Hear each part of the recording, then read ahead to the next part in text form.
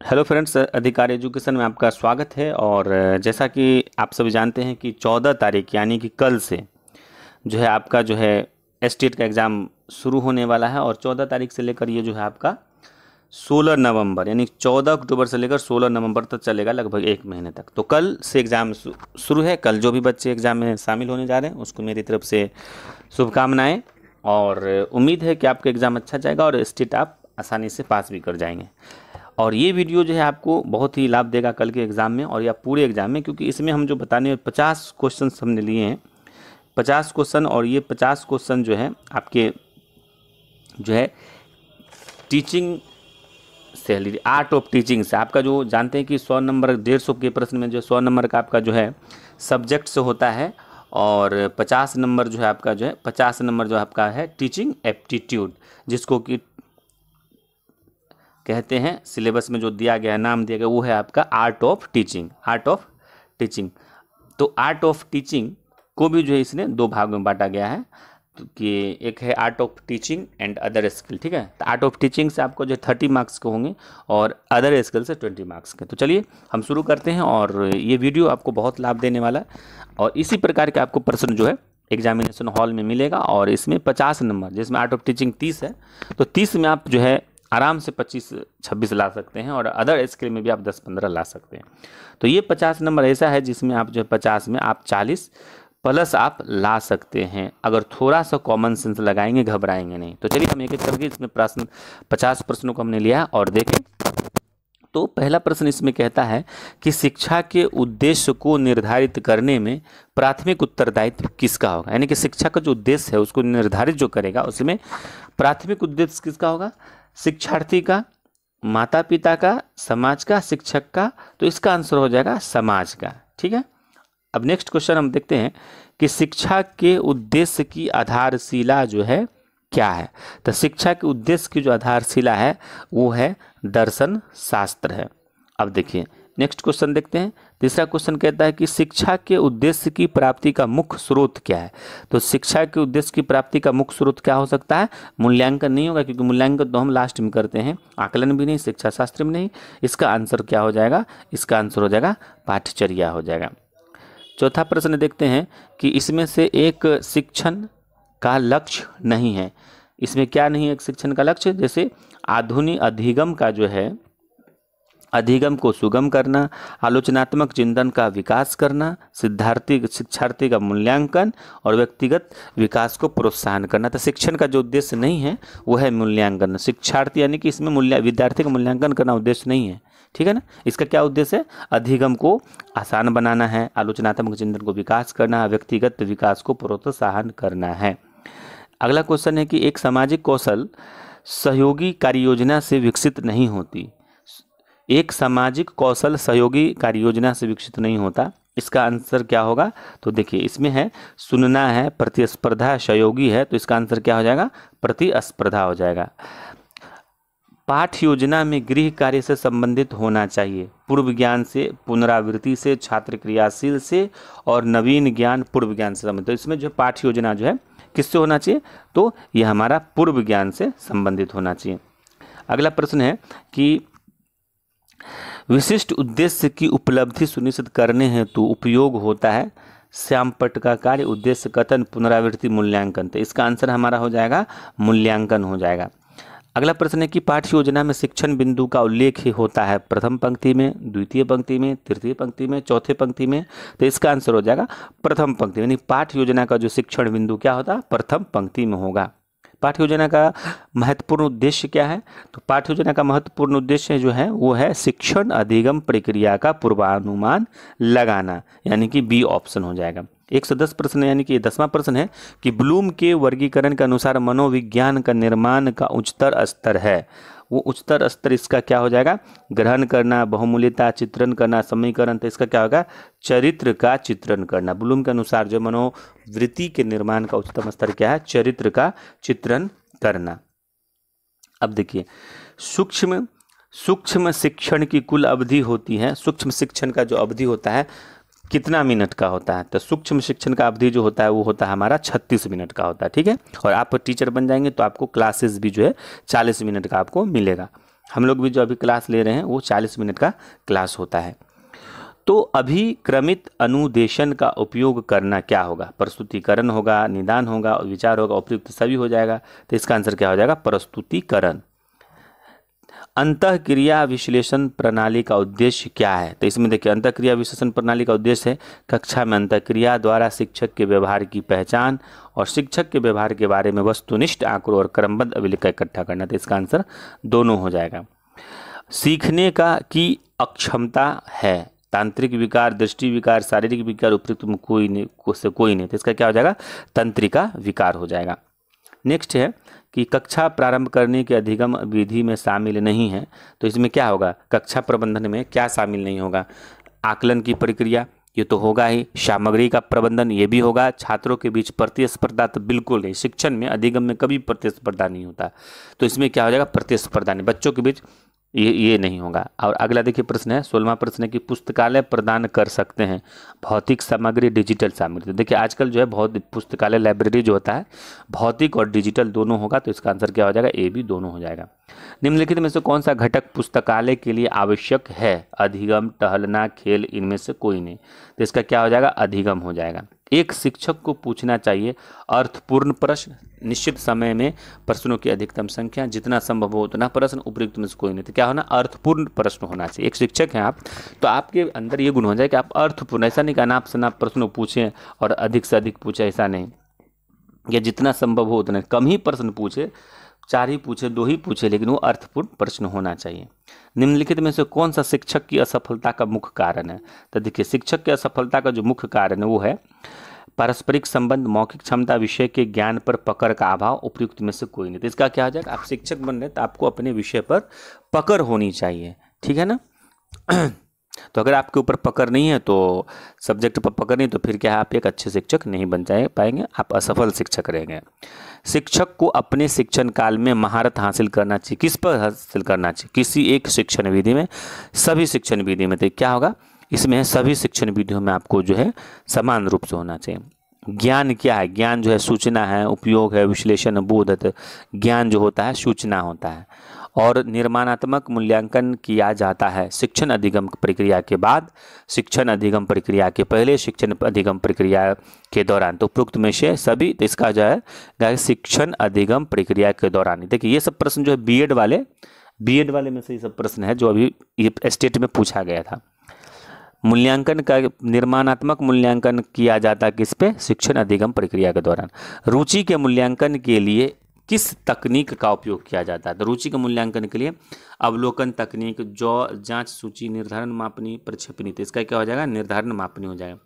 निम्नलिखित में से कौन पाठ्यचर्या प्रारूप का प्रकार नहीं है? विषय केंद्रित, समस्या केंद्रित, शिक्षार्थी केंद्रित, शिक्षक केंद्रित। तो क्या हो जाएगा? शिक्षक। देखिए आज का जो टीचिंग व्यवस्था है, शिक्षा व्यवस्था, वो शिक्षक केंद्रित नहीं है। पहले ज़माने में शिक्षक केंद्रित होता था, लेकिन अब जो विषय है, पाठ्यचर्या हो चाहे शिक्षण, वो सभी जो है विद्यार्थी केंद्रित हो चुका है।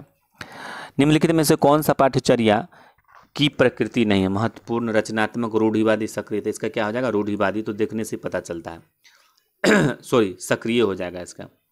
प्रजातंत्र के सामने में बड़ी चुनौती है कट्टरवाद, जातिवाद, क्षेत्रवाद, उपयुक्त सभी। तो इसमें ये भी कॉमन सेंस, प्रजातंत्र के सामने सभी जो है नहीं। देखिए क्या है, आपको लग रहा है ना, जैसे इससे पहले मैंने प्रश्न पढ़ा 125 नंबर में कि निम्नलिखित में से कौन सा पाठ्यचर्या की प्रकृति नहीं है? तो इसमें रूढ़िवाद देखें तो लगता है कि रूढ़िवाद होगा, नहीं।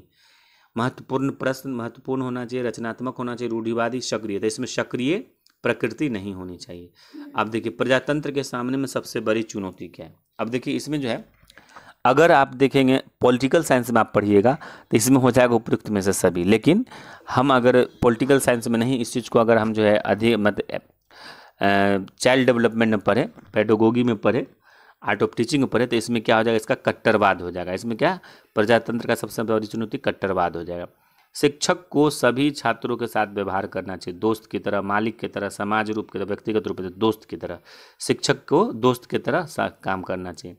विफलता हमारी सर्वोत्तम शिक्षक हो सकता है अगर हम पहले से ज़्यादा मेहनत करें, अगर हम विफलता के कारणों को जानें, अगर हम विफलता के कारण जान लेते हैं एवं पहले से ज़्यादा सक्रिय होकर काम करते उपरोक्त में से सभी। तो इसका क्या होगा कि अगर हम विफलता के कारण जान लेते हैं एवं सबसे पहले ज़्यादा उत्साहित होकर भ्रम श्रम करते हैं। ठीक है, चौक बोर्ड एक प्रकार की शिक्षण सामग्री। क्या है चौक बोर्ड? जो दृश्य है, श्रव्य है, छोटा द्रव्य क्या है दृश्य।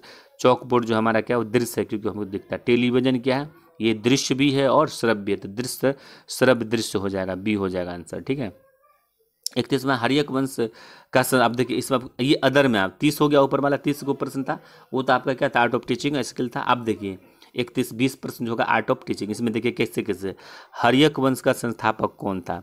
तो बिंबिसार था। हर्यक वंश का संस्थापक कौन था? बिंबिसार था। ये हमारा किसका प्रश्न है? ये हिस्ट्री का प्रश्न है। किसका प्रश्न है? हिस्ट्री का, एंशिएंट का दे दिया।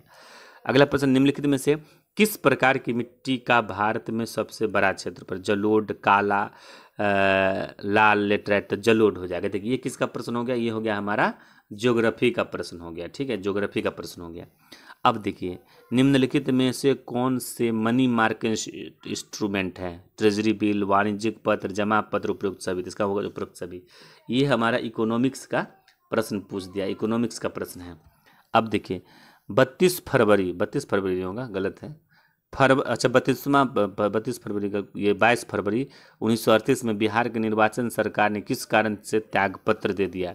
ये 32 फरवरी गलत है, यानी कि 1938 में बिहार के निर्वाचन में सरकार ने किस प्रकार त्यागपत्र दिया? युद्ध में बाहरी भागीदारी, गांधी के आह्वान पर अंग्रेजों के खिलाफ सत्याग्रह, अंग्रेजों द्वारा लगाए गए जा रहे उच्चकर राजनीतिक कैदियों की रिहाई। इसमें क्या होगा? राजनीतिक कैदियों की रिहाई के लिए। ये देखिए ये हमारा प्रश्न एक तरह से देखिए हिस्ट्री का ही है और पॉलिटिकल साइंस में भी इसको हम कर सकते हैं। ठीक है ना, लेकिन हिस्ट्री में ही ले लेते हैं। ठीक है, अब देखो समाचारों में रहा अल्पिन किस क्षेत्र से संबंधित है? कराधान से, भूमि संग्रह से, एसएमआई से, ड्रोन पंजीकृत। तो भूमि संसाधन, ये हमारा करंट, यानी कि करंट से भी एक प्रश्न पूछ दिया आपका। अब देखिए कांसा ब्रिज मिश्र धातु किससे संबंधित से पिघलाकर बनाया जाता है? टीन और कॉपर हो जाएगा। देखिए ये आप साइंस का भी एक प्रश्न पूछ दिया आपको। अब देखिए साइंस में फिजिक्स का, ये साइंस में फिजिक्स केमिस्ट्री का पूछ दिया। अब देखिए निम्नलिखित में से हाथियों के बारे में सही कथन चुनिए। 3 महीने के हाथी के बच्चे का वजन समांतर लगभग 100 किलोग्राम होता है, तो वयस्क हाथी एक दिन में 200 किलोग्राम से अधिक पत्तियां झाड़ियों को खाता है। हाथी बहुत अधिक आराम नहीं करते हैं, वे दिन में 2 से 4 घंटे सो पाता है। हाथी की जड़ से खोल, इसमें क्या हमको देना है? ये देखिए निम्नलिखित में से हाथियों के बारे में सही कथन। देखो इसमें हाथियों के बारे में ये जो है ना ईवीएस का प्रश्न आ गया। ये हमको लगता है 2, 4, 5 क्लास में जो पूछता है उसका हाथी के बारे में पूछा गया। हाथी के बारे में, यानी कि 2, 3, 4 क्लास उसके बारे में। ठीक है, तो इसमें देखिए इसका आंसर हो गया सी और डी। तो यानी कि ईवीएस से भी एक प्रश्न पूछ दिया गया। बिहार राज्य के लोगों निम्नलिखित में से मधुमक्खी पालन कार्यक्रम का आरंभ कब किया? करता फरवरी, अक्टूबर में, अक्टूबर से दिसंबर में। देखिए ईवीएस का ही क्वेश्चन है ये भी। अब देखिए निम्नलिखित में को पढ़िए और सही विकल्प को चुनिए। दाब लगाने पर गैस को आसानी से संपीड़ित किया जा सकता है। जब हम किसी गैस पर दबाव डालते हैं तो गैसीय कणों के बीच अंतराण गुण के स्थान कम हो जाते और आसानी संपीड़ित हो जाते हैं। तो इसमें क्या हो जाएगा? ए आर दोनों सही व्याख्या। ये प्रश्न जो है आपको फिर साइंस का दाब, हम जब किसी दाब लगा, ये भी साइंस का ही प्रश्न है। और साइंस का प्रश्न ये दाब लगाने वाला, ये जो देखिए साइंस का प्रश्न आ गया। फिजिक्स का लगभग हो गया। निम्नलिखित मनाली में ढालू छतों पर बांसों के खंभों पर बने हुए लकड़ी के घर बना मनाली में, ये भी जो ईवीएस का ही प्रश्न है ना। तो इसमें क्या हो जाएगा? इसमें ए गलत हो जाएगा, बी सही हो जाएगा। ए क्या है कि मनाली में ढालू छतों वाले मजबूत खंभों के बने लुकड़ी घर किया जाता है, और बारिश में मनाली में बर्फ़ पड़ती है। ये दोनों सही है, मतलब कि ये देखिए ईवीएस के प्रश्न सबसे ज़्यादा पूछ दिए इसमें। कौन सा युद्ध 1650 का गुणनखंड नहीं? कौन सा 16? देखिए मैथ से भी, बेसिक मैथ से भी आपका पूछ दिया, एप्टीट्यूड मैथ से भी पूछ दिया, बेसिक मैथ है ये, इससे भी एक प्रश्न पूछ दिया। और अब देखिए राइट नो हो जाएगा। 100 लाख को निम्नलिखित में से किससे लिखेंगे? ये भी मैथ का प्रश्न है। 1 मिलियन, 1 बिलियन, 10 करोड़, तो 1 करोड़ लिखेंगे, यानी कि 100 लाख 1 करोड़ हो गया। ठीक है, अब देखिए प्रियदर्शनी 4.8 kg, प्रियदर्शनी जो है 4.8 kg और बादाम और 2500 ग्राम किशमिश 2.5 3.5 kg काजू में मिला दिया जाता है, मिश्रण बराबर किया जाता है। क्या भी ये भी हमारा जो है मिश्रण का क्वेश्चन है, मैथ से प्रश्न पूछ दिया गया। अब देखिए नेक्स्ट है एक वर्ग की भुजा 5 सेंटीमीटर, यदि इन वर्ग की भुजा दोगुनी कर दी जाए तो नया क्षेत्रफल कितने हो जाएंगे? तो इसका हो जाएगा 4 गुना हो जाएगा। ये भी मैथ के प्रश्न है। ठीक है, अब देखिए 45 में है, रूबीन को कार से 16:50 अपनी यात्रा शुरू करती है और उसी दिन 21:15 समाप्त होती है, तो दूरी कितना है। ये भी जो हमारा मैथ का क्वेश्चन है, मैथ का क्वेश्चन तो गर्दा मचा दिया, बहुत क्वेश्चन है।